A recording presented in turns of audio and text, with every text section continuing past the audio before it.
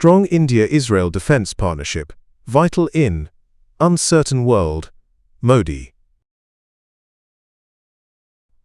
Trump calls De Niro sick, demented, after actor's criticism. CEO of World Economic Forum quits after Epstein ties come to light. Hillary Clinton to testify in congressional Epstein probe. AI boom will be no free pass for debt-laden major economies.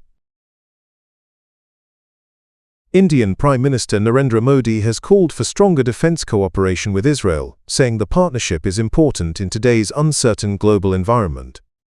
Speaking at the Israeli parliament, the Knesset, Modi stressed that trusted partners like India and Israel must work closely on defense and security. This marks Modi's first visit to Israel since 2017, and he is the first Indian Prime Minister to address the Knesset. During his speech, Modi condemned the October 7 Hamas attack on Israel and expressed India's solidarity with the country. He said India shares Israel's grief and firmly supports its fight against terrorism. Modi said no cause can justify the killing of civilians and reiterated India's policy of zero tolerance for terrorism.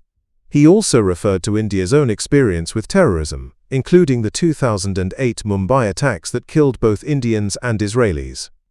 The Indian Prime Minister said terrorism threatens global peace and called for coordinated international action to combat it. U.S. President Donald Trump has criticized actor Robert De Niro, calling him sick and demented, after the Hollywood star urged Americans to resist his administration. In a post on his Truth Social platform, Trump accused De Niro of being Trump deranged and said the actor did not know what he was saying. Trump also criticized Democratic lawmakers Ilhan Omar and Rashida Tlaib in the same message. Trump's comments came after De Niro strongly criticized the president during a podcast released on Monday. The 82-year-old actor said Americans must unite to oppose the administration and called on people to resist. De Niro said he believes the country is being damaged under Trump's leadership and described the situation as sick. The actor has long been a vocal critic of the president and previously condemned Trump during a Lifetime Achievement Award speech at the Cannes Film Festival. World Economic Forum President and CEO Borje Brende has announced he is stepping down, weeks after an independent investigation examined his past contacts with convicted U.S. sex offender Jeffrey Epstein. Brende, who has led the World Economic Forum since 2017, said his 8.5 years in the role had been rewarding, but he decided to resign after careful consideration. The decision followed disclosures from the U.S. Justice Department showing Brende attended 3 business dinners with Epstein and exchanged emails and text messages with him between 2018 and 2019. Brende said he regretted how he handled the relationship and did not want the issue to distract from the work of the World Economic Forum, which organizes the annual Davos Summit.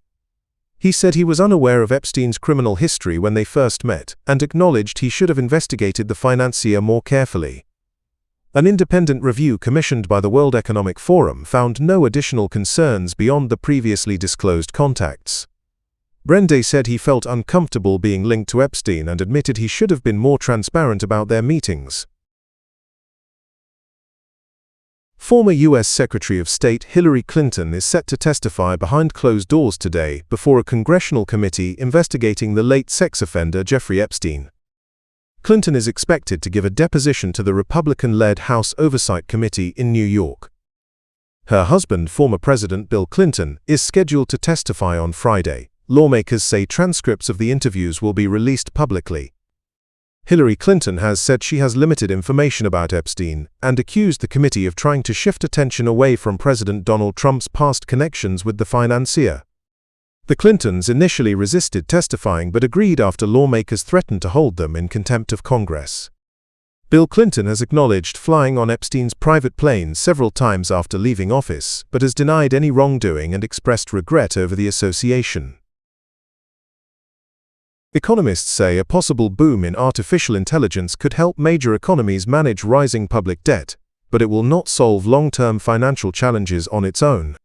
Government debt in most advanced economies already exceeds 100% of national output and is expected to rise further due to aging populations, higher interest costs, and increased spending on defense and climate change. Experts say stronger economic growth driven by AI could improve public finances by boosting productivity and employment. According to early estimates by the OECD, an AI-driven productivity increase could reduce debt levels in major economies such as the United States, Germany, and Japan by about 10 percentage points by 2036. However, debt would still remain higher than current levels. Economists say the impact will depend on whether AI creates more jobs than it replaces, and whether businesses share productivity gains through higher wages. Some projections suggest U.S. debt could rise more slowly, reaching about 120% of economic output in the next decade under the most optimistic scenarios.